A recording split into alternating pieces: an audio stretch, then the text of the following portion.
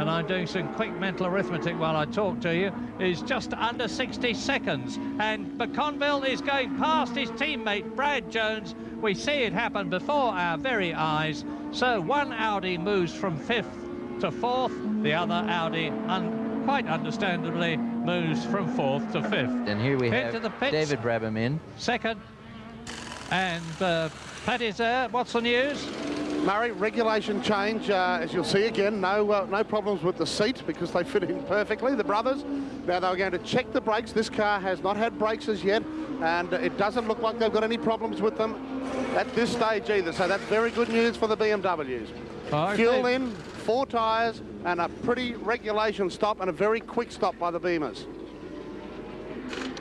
And David's going to have a look at the Volvo.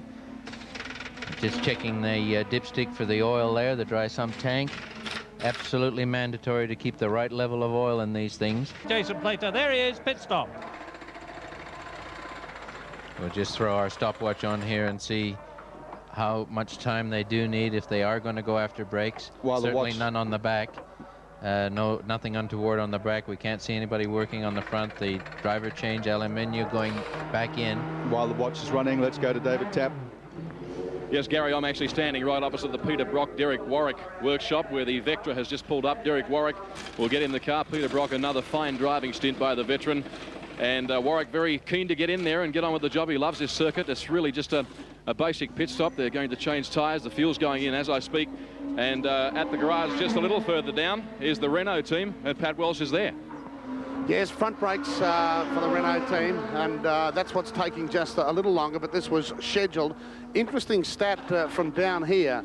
Air temperature at Bathurst at Mount Panorama has gone from 18 to 25 since race start, but the track temperature has gone from 18 to 35.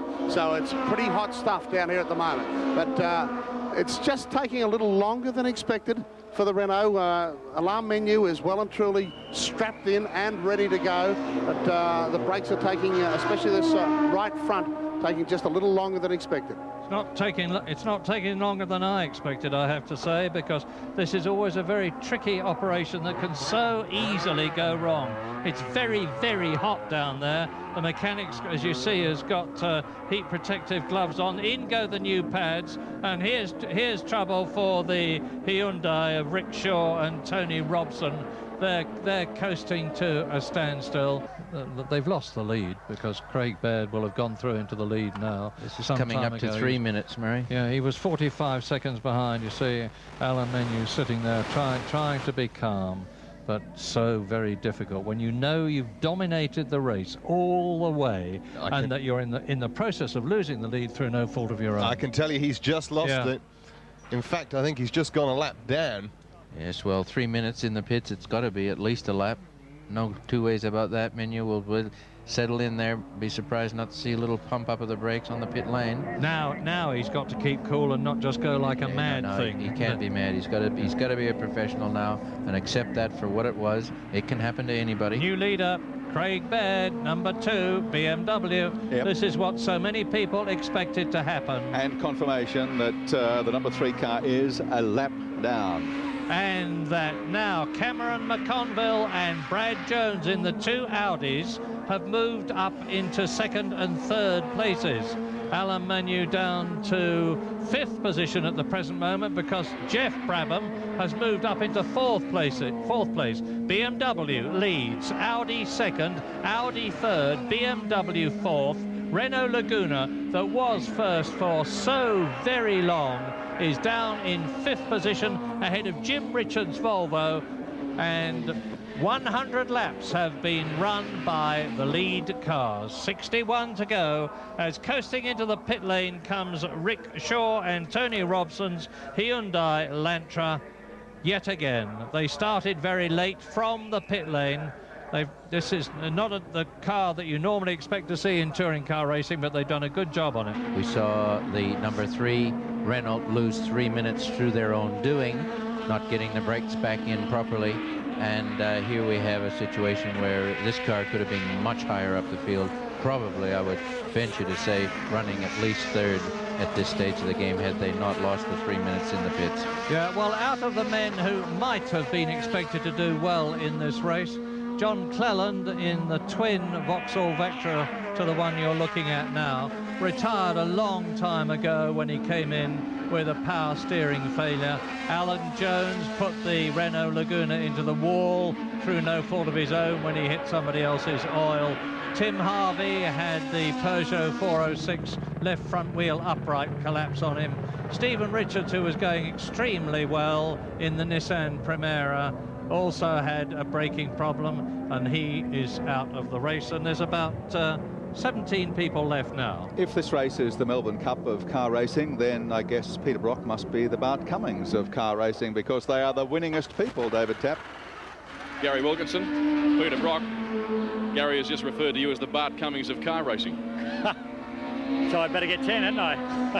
Quite right. Are you enjoying your day so far? The car's running strongly. A real pity about this morning in the pits. That's cost you dearly. It did cost us dearly. It meant we lost a lap, and that's very hard to get back. So, yeah, one of those things. I mean, you've got to accept that motorsport's always going to deal us these blows. But the Vectra, now, that car and I've got a bit of a love affair going. I tell you, it's every time I hop in and running beautifully.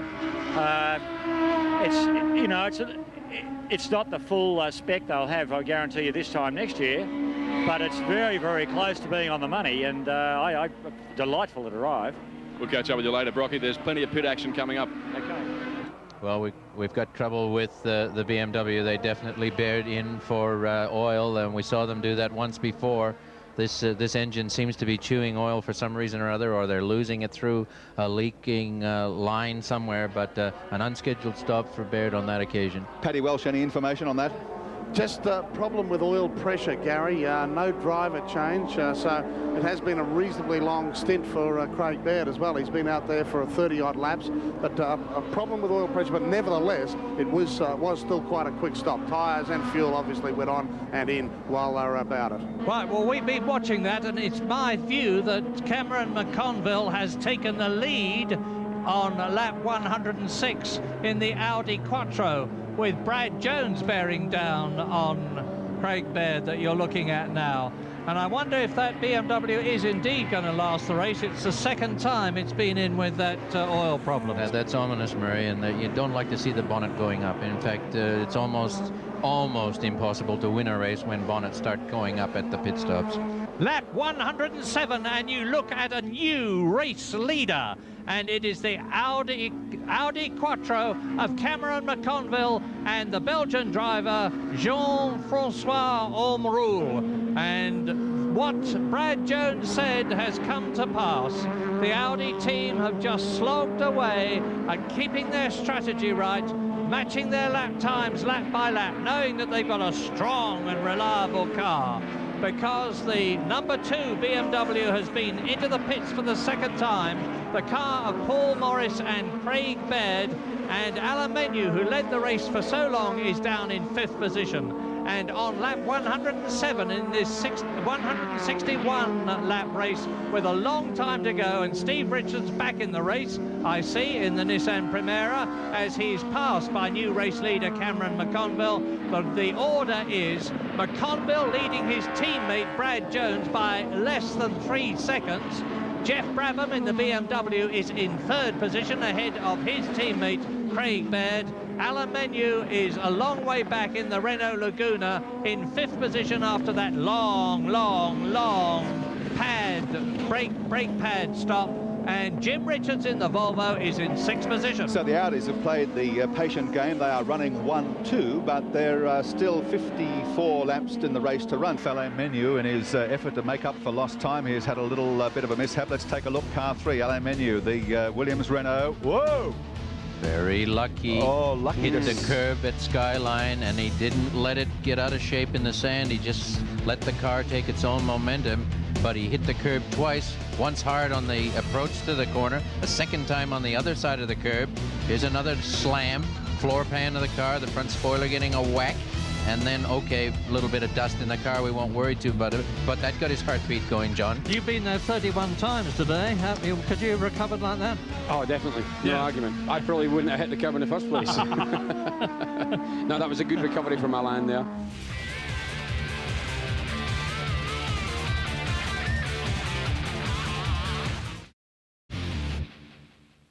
Jim Richards flying the flag for Prime Television here in the Volvo 850 entry. They've been battling all day. Couldn't qualify in the top 10, which disappointed Jim greatly. They thought they were coming here with a great chance. The car has run pretty well for them, but they've just not been able to match it for pace with the Renaults and the BMWs. Talk us round, John. Talk us well, round. as we get into BP cutting here, we're up in second gear, then we grab third at this point. Up, approaching Salmon Park there, you just get hard in third gear and grab fourth on the exit on the way through Reed Park, just into the dip there. You get understeer here. Yeah, a little bit of understeer, a little bit of oversteer at that point there as you arrive. Just a slight dab on the brakes for McPhillamy. That's the curb on the left that Alain Menu hit, and then he got the one on the right. We're just in the limiter in fourth gear here as you approach Skyline. Hold tight to the right, just clip the curb on the left on the way down. Down to second gear at this point, holding it really tight into the Firestone brick wall there. Second, third and fourth down the hill. Forest Elbow is the next really important one, because if you louse this one up, then you lose a whole heap of time down Conrod Street. I was showing you my map there, forgetting you've been here 3 times already. I could have done a map a few days ago. Well, we have to score him now, because, you know, he'll see this after you go home. Well, I think he got a sort of 5 out of 10, really, for that. Oh, 5 out of 10? Well, he missed the apex at Forest Elbow there again. Okay. I've been telling him that all weekend. If he uses the grass, if he uses his driveway in the left here, he's trying hard. Okay, I'll give him 9 out of 10 now. Caltex Chase, Yeah. Well, Derek always does try hard. When are contracts renewed for next year, John? I keep forgetting he's the boss. So, the Vauxhall Vectra... We got trouble here with the Prime Volvo. Yeah, slowing right down on its way down Conrod Straight. This looks like a vibration coming through the bonnet. He might have a puncture, but certainly a wobble. Poor Jim Richards, here he comes with his 850 on Conrod. Certainly not the pace he'd like to be coming.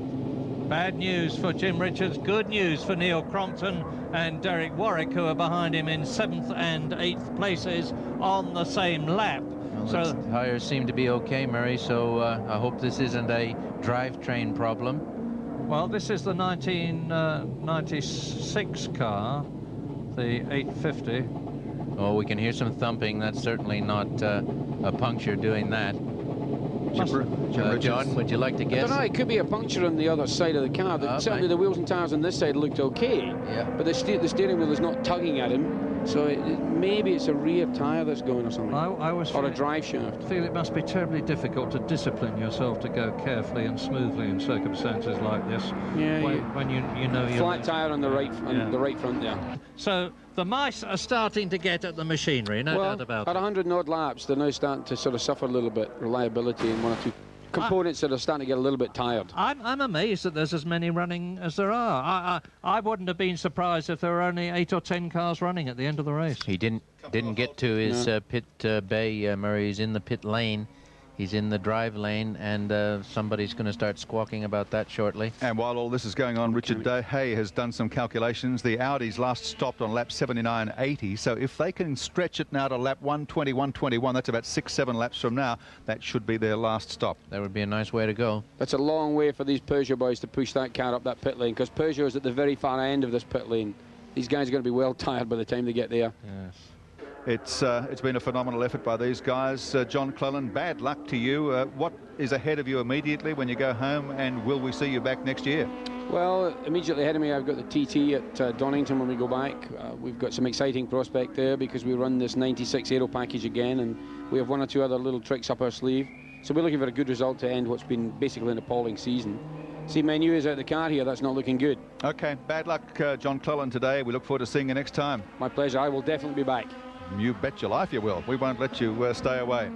There's the race leader, car number 11, Cameron McConville. The great race. Jones and Beeler in second place in the second of the Audis. Brabham and Brabham, Morris and Baird, third and fourth. The BMWs, then Menu, Plato stationary at the moment in the pit lane. Sixth position, Warwick and Brock. Seventh, Richards and Rydell, the Prime Volvo. Then the Volvo 850, the teammates, Nielsen and McLean. Watson, Crompton, the Peugeot 26, still stationary in the pit lane. They've got trouble. Searle and Full filling 10th position in the BMW 320. We've got a new leader because car 11, the McConville Audi, has come into the pits for fuel and a driver change. Jean-Francois Emerald is now behind the wheel, back on the road in 4th position. So team leader Brad Jones, car number 1, the reigning Australian Super Touring champion, has inherited what he considers to be his rightful place. He's come here a lot of years. He's put a lot of effort into this